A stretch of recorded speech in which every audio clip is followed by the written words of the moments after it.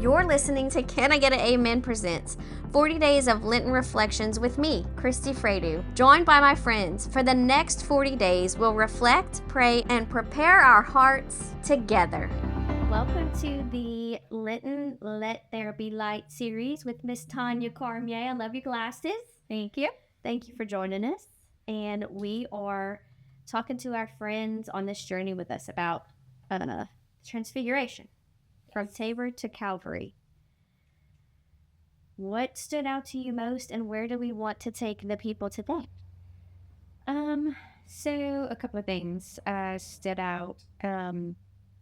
Mostly, what stood out was how they talked about the moment of Jesus leaving the apostles with himself, of through their grief and through the cross, that they have these moments that he's with them. Mm-hmm. And so it talked about how we, in our lives, that we have moments and memories that help us to remember that Jesus is with us also.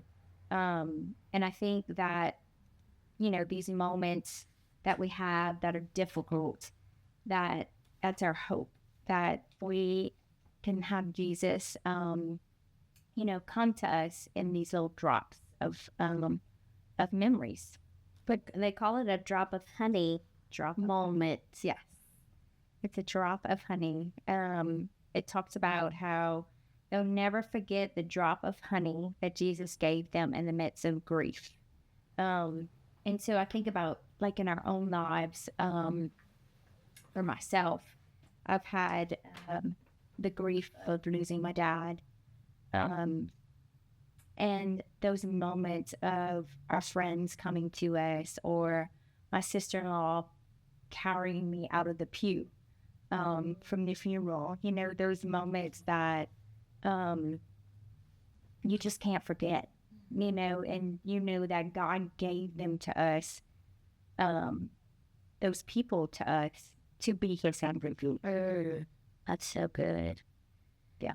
Why do you think the apostles needed it in this time? We're in the second Sunday of Lent, so we're still kind of just like tippy-toeing into Lent at this point in time. Why do you think was important for them, and why is it important for us to have like a hope of heaven in those difficult moments?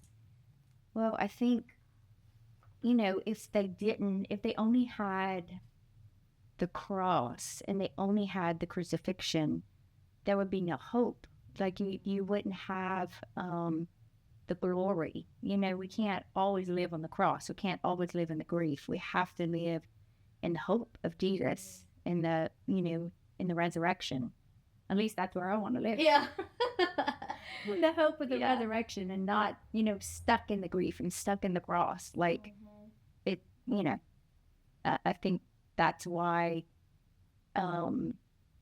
he has these little pockets of moments for them, and I don't know what part I read in here, but it talks about how they wanted to keep doing things like, pinch the tents, and, he was right there. Like, they couldn't just sit there and enjoy the glory.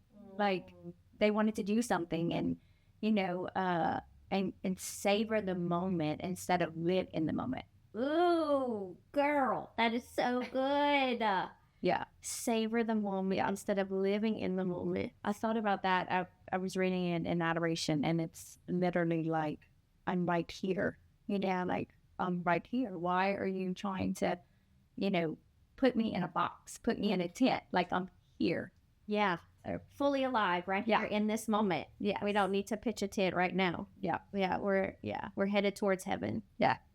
That is so beautiful. I love that. Let's live in the moment. So what's the reflection that you want people to leave with today as they're continuing on this journey? So I would say, find those drops of honey memories in your life, where, or the moments where you can clearly see Jesus coming to you, whether it's in a memory, something you read, the people around you, what is God giving you? Like, as the resurrection of not just living in the grief moments. Like, throughout our grief, there are still those moments of joy. There are still those moments that God is here. God is with us. You just have to pick them out. You have to be conscious enough to hear them and see them and live in them.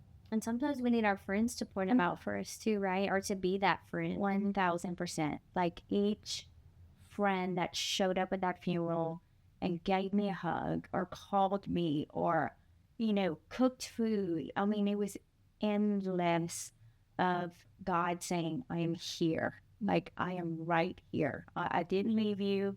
I'm here. Yeah, but I'm still here. And he's still with us on this journey. Oh, yeah. All right. Absolutely. Can I get an amen? Amen. Strong communication drives strong business. Look, the illusion is that you're the only one having these problems. And the truth is, everyone has problems with comms. Kirkpatrick Brands equips leaders to speak with clarity, consistency, and confidence. So teams perform better, clients understand value, and your strategy hits every mark. From higher ed to global leaders in business, in 2026, your message is your advantage. Discover how to maximize that message at kirkpatrickbrands.com.